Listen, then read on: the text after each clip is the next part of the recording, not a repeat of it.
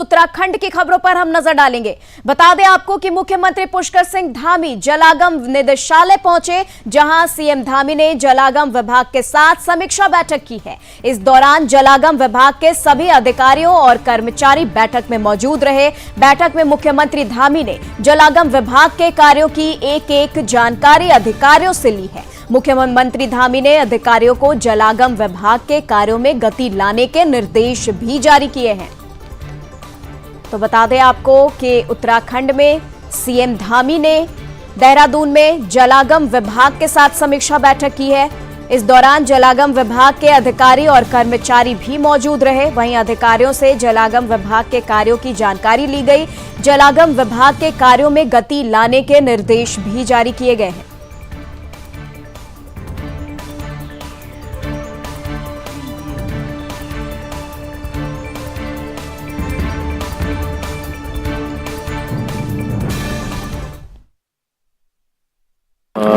जो हमारा विभाग है आज उसकी समीक्षा की और पूरे प्रदेश के अंदर लोगों को रोजगार से जोड़ने के लिए महिला सशक्तिकरण के क्षेत्र में जो पुराने हमारे स्रोत हैं, नाले, धारे और छोटे गाड़ गधेरे जो जगह जगह पर आज सूख रहे हैं, उन सभी को फिर से दोबारा से पुनर्जीवन करें, उनको दोबारा से रिचार्ज करें।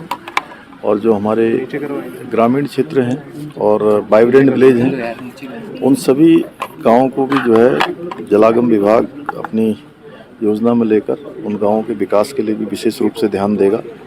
टारगेट बेस्ड समयबद्ध कुछ कार्यक्रम बनेंगे जिसमें 2 नदियां जो सूख चुकी हैं उनको फिर से पुनर्जीवित करने पर काम होगा। ऐसे बहुत सारे स्रोत जो सूख गए हैं उन सभी को पुनर्जीवन के लिए भी काम होगा।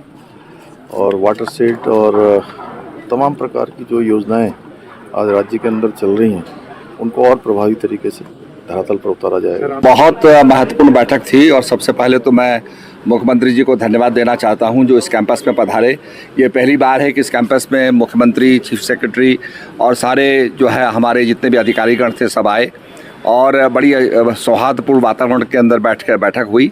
और इसके अंदर जो ग्रीन हाउस गैसेज हैं उनको कम करने के लिए विचार विमर्श किया गया जो हैं, और निश्चित रूप में आगे कैसे इनकम बढ़े हमारे गांव वालों की, उस पर जो है विचार किया गया। सहारा का जो प्रोजेक्ट है उसके बारे में पूरी विस्तृत जानकारी हमको मिली है और ये बहुत बड़ा प्रोजेक्ट है, 1000 करोड़ से ऊपर का प्रोजेक्ट है और इससे उत्तराखंड को बड़ा लाभ मिलने वाला है।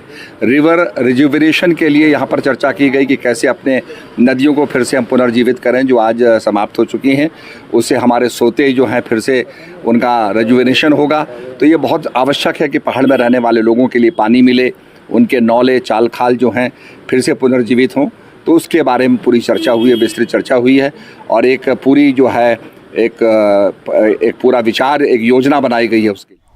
चलिए खबरों में आगे बढ़ते हैं और आज दिल्ली में उत्तराखंड कांग्रेस की अहम बैठक हुई है। बता दें कि प्रदेश प्रभारी कुमारी शैलजा की अध्यक्षता में हो रही इस बैठक में उत्तराखंड में आगामी केदारनाथ विधानसभा उपचुनाव और निकाय चुनाव को लेकर मंथन किया गया है। वहीं कांग्रेस की बैठक पर बीजेपी के प्रदेश प्रवक्ता नवीन ठाकुर का कहना है कि कांग्रेस को दिल्ली में बैठकर करे बीजेपी की तैयारी उत्तराखंड में है। और नवीन ठाकुर ने कहा है कि उत्तराखंड की जनता जानती है कि उसको किसे चुनना है। उत्तराखंड की जनता ने बीजेपी को जिताया है और इस बार भी बीजेपी ही जीतेगी। तो आपको बता दें कि कहना है कि उत्तराखंड की जनता जो है वो बीजेपी को जिताई है और इस बार भी बीजेपी को ही जिताएगी। तो आपको बता दें कि ये अहम बैठक देहरादून से खबर आप तक पहुंचा रहे हैं, जहां दिल्ली में उत्तराखंड कांग्रेस की अहम बैठक हुई है और इस बीच बीजेपी ने कांग्रेस बैठक को लेकर तंज कसा है। कांग्रेस दिल्ली में बैठक करे और उत्तराखंड में बीजेपी की तैयारी।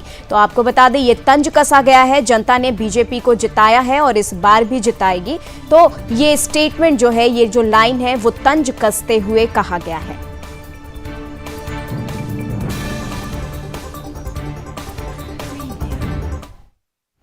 चुनाव भी है, आगे 2027 विधानसभा चुनाव भी है। तो देखिए उनको दिल्ली में बैठक करने दीजिए। हमारी तैयारी उत्तराखंड में है और उत्तराखंड की जनता जानती है किसे चुनना है।